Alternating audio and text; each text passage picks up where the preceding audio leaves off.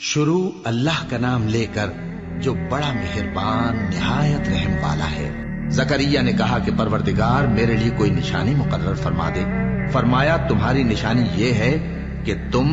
لوگوں سے 3 دن اشارے کے سوا بات نہ کر سکو گے، تو ان دنوں میں اپنے پروردگار کی کثرت سے یاد اور صبح و شام اس کی تسبیح کرنا۔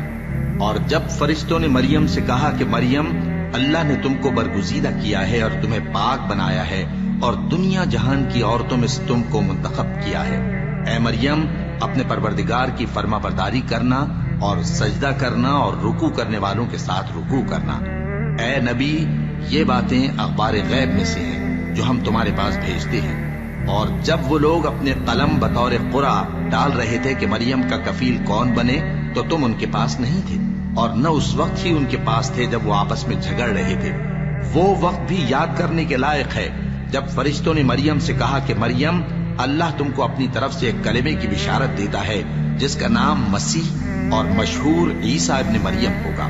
اور جو دنیا اور آخرت میں آبرو مند اور مقربین میں سے ہوگا، اور ماں کی گود میں اور بڑی عمر کا ہو کر دونوں حالتوں میں لوگوں سے یکساں گفتگو کرے گا اور نیکوکاروں میں ہوگا۔ مریم نے کہا کہ پروردگار میرے ہاں بچہ کیوں کر ہوگا کہ کسی انسان نے مجھے ہاتھ تک تو لگایا نہیں۔ فرمایا کہ اللہ اسی طرح جو چاہتا ہے پیدا کرتا ہے، جب وہ کوئی کام کرنا چاہتا ہے تو ارشاد فرما دیتا ہے کہ ہو جا تو وہ ہو جاتا ہے، اور وہ اسے کتاب و حکمت اور تورات اور انجیل کا علم عطا کرے گا، اور عیسیٰ بنی اسرائیل کی طرف پیغمبر ہو کر جائیں گے اور کہیں گے کہ میں تمہارے پاس تمہارے پروردگار کی طرف سے نشانی لے کر آیا ہوں، وہ یہ کہ تمہارے سامنے مٹی سے پرندے کی صورت بناتا ہوں، پھر اس میں پھونک مارتا ہوں تو وہ اللہ کے حکم سے سچ مچ پرندہ ہو جاتا ہے، اور پیدائشی اندھے اور ابرص کو تندرست کر دیتا ہوں، اور اللہ کے حکم سے مردوں کو زندہ کر دیتا ہوں، اور جو کچھ تم کھا کر آتے ہو اور جو اپنے گھروں میں جمع کر رکھتے ہو سب تم کو بتا دیتا ہوں۔ اگر تم صاحب ایمان ہو تو ان باتوں میں تمہارے لیے نشانی ہے، اور مجھ سے پہلے جو تورات نازل ہوئی تھی اس کی تصدیق بھی کرتا ہوں، اور میں اس لیے بھی آیا ہوں کہ بعض چیزیں جو تم پر حرام تھیں ان کو تمہارے لیے حلال کر دوں، اور میں تو تمہارے پروردگار کی طرف سے نشانی لے کر آیا ہوں، تو اللہ سے ڈرو اور میرا کہا مانو۔ کچھ شک نہیں کہ اللہ ہی میرا اور تمہارا پروردگار ہے، تو اسی کی عبادت کرو، یہی سیدھا رستہ ہے۔ پھر جب عیسیٰ نے ان کی طرف سے انکار و نافرمانی ہی دیکھی تو کہنے لگے کہ کوئی ہے جو اللہ کا طرفدار اور میرا مددگار ہو؟ حواری بولے کہ ہم اللہ کے طرفدار اور آپ کے مددگار ہیں، ہم اللہ پر ایمان لائے اور آپ گواہ رہے کہ ہم فرمانبردار ہیں۔ اے پروردگار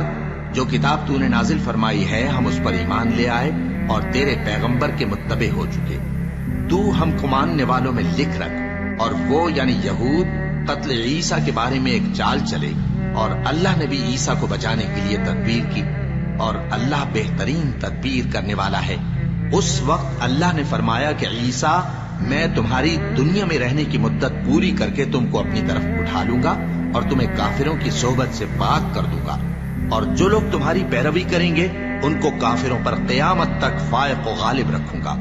پھر تم سب میرے پاس لوٹ کر آؤ گے تو جن باتوں میں تم اختلاف کرتے رہے اس دن تم میں ان کا فیصلہ کر دوں گا۔ اب جو کافر ہوئے ان کو دنیا اور آخرت دونوں میں سخت عذاب دوں گا، اور ان کا کوئی مددگار نہ ہوگا۔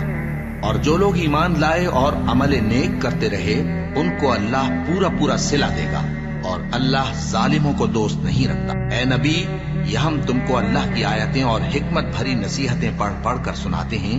عیسیٰ کا حال اللہ کے نزدیک آدم کا سا ہے کہ اس نے پہلے مٹی سے ان کو بنایا، پھر فرمایا کہ باشعور انسان ہو جا، تو وہ ویسے ہی ہو گئے۔ یہ بات تمہارے پروردگار کی طرف سے حق ہے تو تم ہرگز شک کرنے والوں میں نہ ہونا۔